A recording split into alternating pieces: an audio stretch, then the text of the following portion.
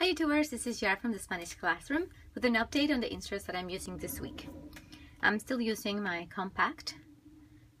This is a Filofax Osterly in plum. It's delicious, I have to say, but the rings are very, very tiny. They are 1/2 inch rings or so.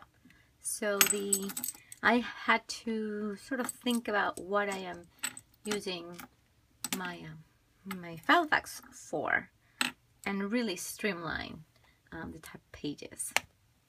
Last week, or actually a couple days ago, I showed you the type of inserts that I was using, and just let me show you real quick. I was using, before anything, the first inserts that I was using were the DIY fish day on one page. So this would be Sunday, this would be January, and this was for 2014, but this is the page that I have available, and this was excellent. However, when I moved from a personal size to a compact, then this was just too many pages. And then I modified it. I used a 3v3 as well, and I modified that. And then this past week, I believe, I bought a Barnes & Noble planner, and because I like this week on 2 pages. And the paper is very thick. It's beautiful, actually. I used it for about a week, and that's the video before this one, and I don't know, something about it. So I said, what is it that I need in a page? This wasn't quite enough room for me, or at least if I wanted the room, I wanted it to be there. So I said, what is it that I want? My weeks are heavy, like the first 4 days of the week, so Monday, Tuesday, Wednesday, and Thursday, and then the Friday, Saturday, Sunday is more relaxed, very, very relaxed, I have to say. So I said, well, what about 2 days per page? And that's what I did. Let me show you. I designed them using Excel. So this is my compact, and this is my Monday, Tuesday, Wednesday, and Thursday. I'm gonna show you one that hasn't been written on. But this is what one day would look like. Okay, so you have the schedule, and I divided the chunks of time so they would work for my schedule, for my needs. I have 4 people in my family, right? Myself, son, daughter, husband. So this is my schedule, and if they have anything like a practice, a concert, something, appointments, and so on and so forth, then I would just write it in the right box, and that's it. I really don't need to know that they're in school all day, because I know they're in school all day. The only thing that I need to know is if it's a half day or snow day, right? And then my husband's schedule, I can always write here PM or AM.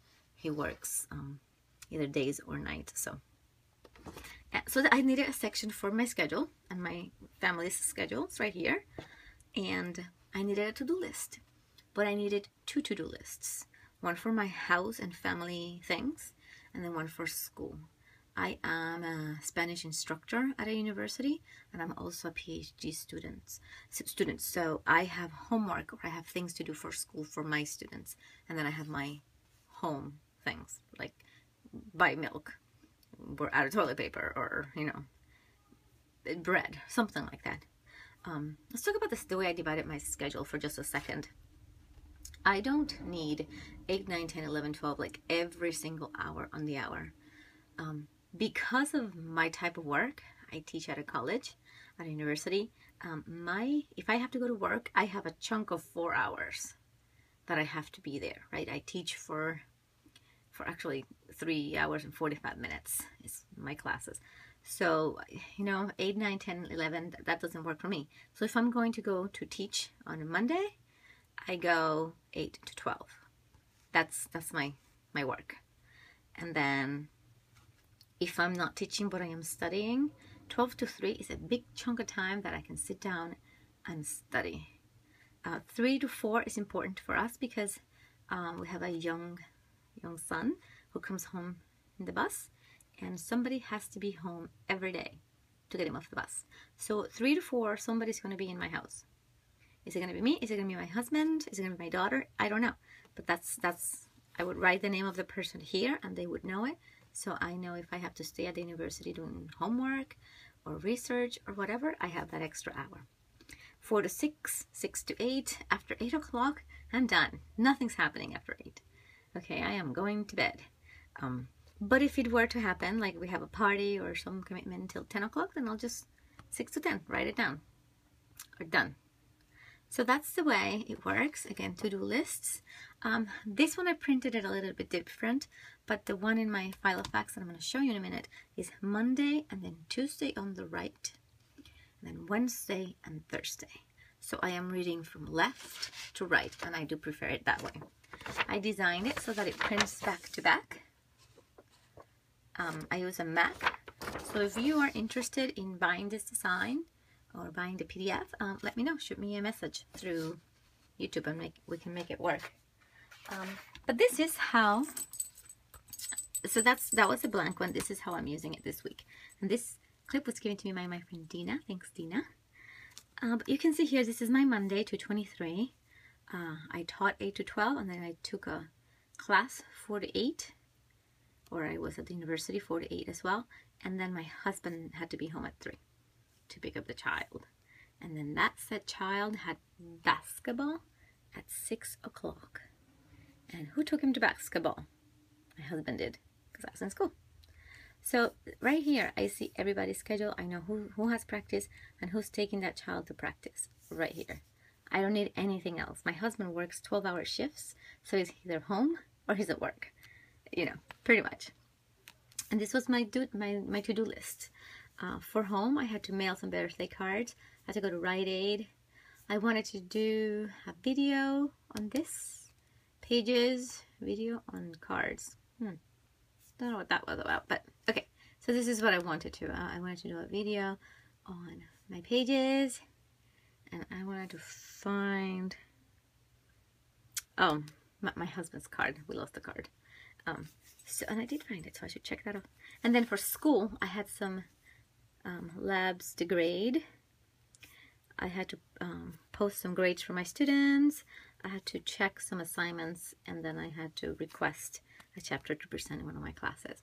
So this is what I needed. This is the way I am utilizing my file of facts.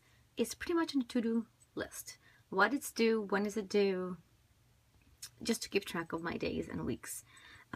So this is working for me this week. Actually, I looked back at some of my S3V3 from DIY Fish inserts videos that I had modified them. I had modified those inserts to almost look like this. I needed a schedule and two to-do lists. So after watching those old videos, I said, duh, let's just do it. So I did it. Excel is my best friend, I have to say. Very easy. I like that I utilize the whole space. There's no wasted space here. I wish I could do a little round corner in Excel, but I can't. I don't know how to do that. Not important. Again, Monday, Tuesday, Wednesday, Thursday, Friday, Saturday, Sunday, and then this is the spot that has nothing in there.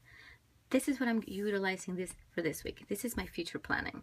What do I need to get done next week? Things that or this week. I don't know what I'm going to do with it yet, but I have a lot of homework and presentations and interview and transcriptions I have to complete for one of my classes. So this is my to-do list, I guess, and I put check boxes here and here, with the intention that if the list got too long, I could always draw a line in the middle and have two to-do lists. This is the first week I'm trying this. I'm loving them so far. It's giving me enough space to write. But if I modify them, I will let you know. Any comments on questions or things that you could think of to help me improve them? I think they're kind of ink heavy, so I'm going to work on graying some lines.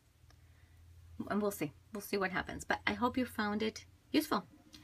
Give me a thumbs up if you like this video, and let me know your comments. If you're interested, send me an email through a comment through YouTube, and we'll see what we can do for you.